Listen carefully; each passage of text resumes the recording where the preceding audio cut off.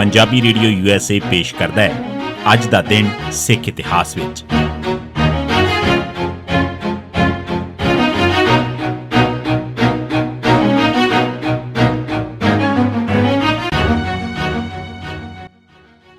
ਸਿੱਖ ਇਤਿਹਾਸ ਦੀਆਂ ਘਟਨਾਵਾਂ 'ਚ 19 ਜਨਵਰੀ ਦਾ ਦਿਨ 1908 ਵੈਨਕੂਵਰ ਕੈਨੇਡਾ 'ਚ ਪਹਿਲਾ ਗੁਰਦੁਆਰਾ ਸ਼ੁਰੂ ਹੋਇਆ।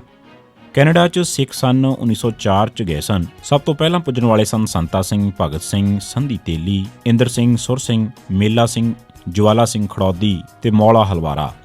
ਕੁਝ ਹੀ ਮਹੀਨੇ ਮਗਰੋਂ ਅਰਜਨ ਸਿੰਘ ਵਾਸੀ ਪਿੰਡ ਮਲਕ ਜ਼ਿਲ੍ਹਾ ਲੁਧਿਆਣਾ ਵੀ ਆ ਗਏ। ਫਿਰ ਕੁਝ ਹੋਰ ਸਿੱਖ ਆਏ।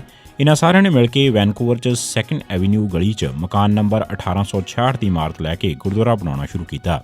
ਇਸ ਗੁਰਦੁਆਰੇ 'ਚ 19 ਜਨਵਰੀ 1908 ਦੇ ਦਿਨ ਪਹਿਲੀ ਵਾਰ ਗੁਰੂ ਗ੍ਰੰਥ ਸਾਹਿਬ ਦਾ ਪ੍ਰਕਾਸ਼ ਕੀਤਾ ਗਿਆ।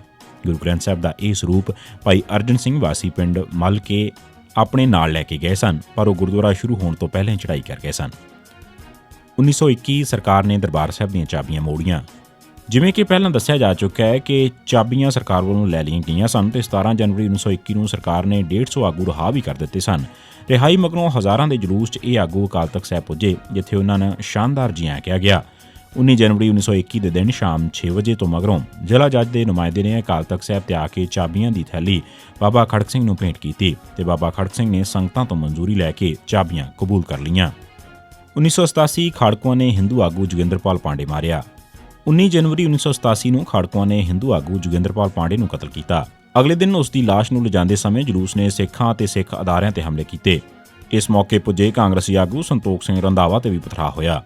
ਬਰਨਾਲਾ ਸਰਕਾਰ ਦੇ ਵਜ਼ੀਰ ਬਲਵੰਤ ਸਿੰਘ ਤੇ ਪ੍ਰੇਮ ਸਿੰਘ ਚੰਦੂਮਾਜਰਾ ਹਿੰਦੂਆਂ ਦੇ ਪਥਰਾਅ ਤੋਂ ਡਰ ਕੇ ਅੱਗੇ ਨਾ ਜਾ ਸਕੇ। ਪਾਂਡੇ ਤੇ ਕਟੋਚ ਦਾ ਕਤਲ ਜਨਵਰੀ 1987 'ਚ ਜੁਝਾਰੂਆਂ ਦੇ ਦੋ ਵੱਡੇ ਐਕਸ਼ਨ ਸਨ। 19 ਜਨਵਰੀ 1999 ਦੇ ਦਿਨ ਪੰਜਾਬ ਪੁਲਿਸ ਨੇ ਸੁਖਦੇਵ ਸਿੰਘ ਉਰਫ ਛੋਟਾ ਝਾਮਕਾ ਘਰਿਆਲਾ ਅੰਮ੍ਰਿਤਸਰ, ਭਾਈ ਦਲਬੀਰ ਸਿੰਘ ਪੁੱਤਰ ਗੱਜਣ ਸਿੰਘ ਤੇ ਦਲਜੀਤ ਸਿੰਘ ਘਰਿਆਲਾ ਨੂੰ ਨਕਲੀ ਮੁਕਾਬਲਿਆਂ ਸ਼ਹੀਦ ਕੀਤਾ। ਇਹ ਸੀ ਸਿੱਖ ਇਤਿਹਾਸ ਦੀਆਂ ਘਟਨਾਵਾਂ 'ਚ 19 ਜਨਵਰੀ ਦਾ ਦਿਨ।